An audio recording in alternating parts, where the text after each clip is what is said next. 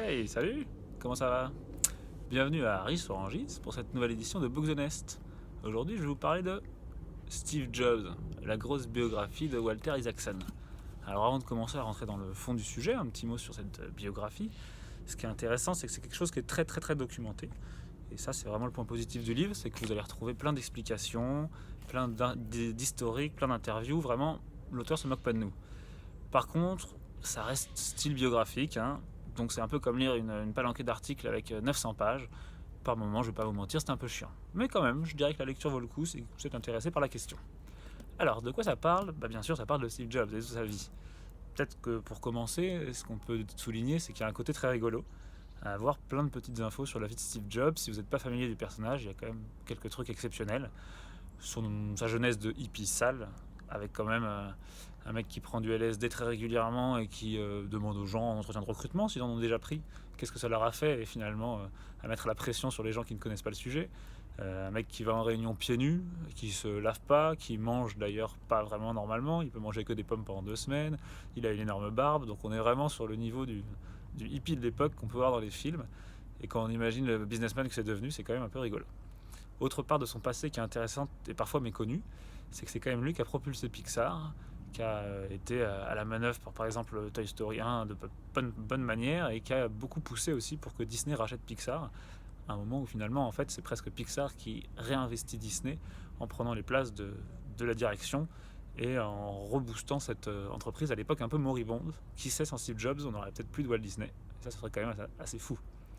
Et puis une dernière chose de son histoire qui est assez intéressante et qui peut être méconnue, c'est toute l'époque où finalement Steve Jobs étant complètement incontrôlable et encore jeune à l'époque, et son board le vire et finalement il quitte Apple. Et ça, l'histoire le rappelle un petit peu, mais c'est vraiment intéressant. Surtout, c'est plus que son départ, c'est son retour.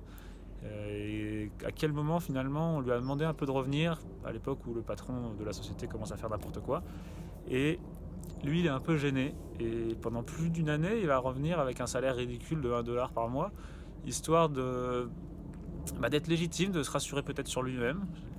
On ne racontera pas forcément exactement comment ça se passe, mais dans le détail.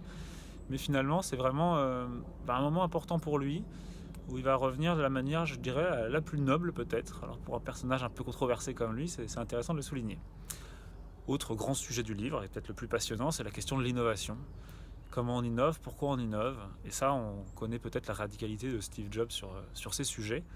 Ce qui est intéressant dans son travail, c'est vraiment la quête du design, et du design simple. Il a vraiment toujours eu un rapport à la simplicité, à essayer de la maîtriser, de la fabriquer, de concevoir le design de l'objet avant les fonctionnalités, et de rendre fous ses ingénieurs en leur demandant de faire des choses qui étaient théoriquement impossibles et qui pourtant ils ont toujours réussi à faire.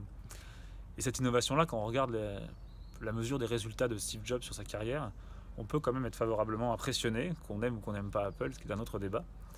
Et finalement, c'est quand même lui qui a lancé avec Wozniak à l'époque le premier ordinateur, mais ce qu'il a toujours su faire finalement aussi, c'est rebondir d'une innovation à l'autre et continuer à innover sans jamais laisser cette première innovation, sans jamais s'endormir sur ses lauriers plutôt, de cette première innovation.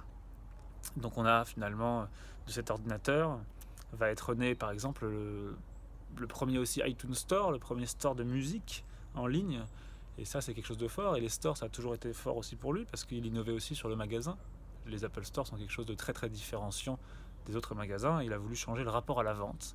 Et l'innovation, je le dis souvent, c'est quelque chose qui ne se fait pas par un petit bout. On ne peut pas innover un petit bout, on doit innover partout, tout le temps, tout en même temps.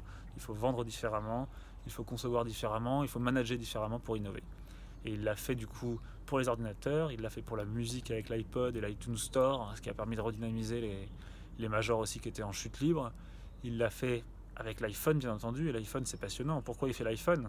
C'est parce qu'il voit que sur les téléphones il va être possible de mettre de la musique, et qu'il y a déjà des appareils photo, et que l'iPod va mourir. Et plutôt que de laisser l'iPod mourir tué par d'autres sociétés qui construiraient des téléphones, il préfère tuer l'iPod en construisant l'iPhone. Et ça, c'est peut-être quelque chose à retenir, c'est que pour innover, il faut être capable de s'auto-cannibaliser et de détruire ses propres produits par des nouveaux produits plus innovants.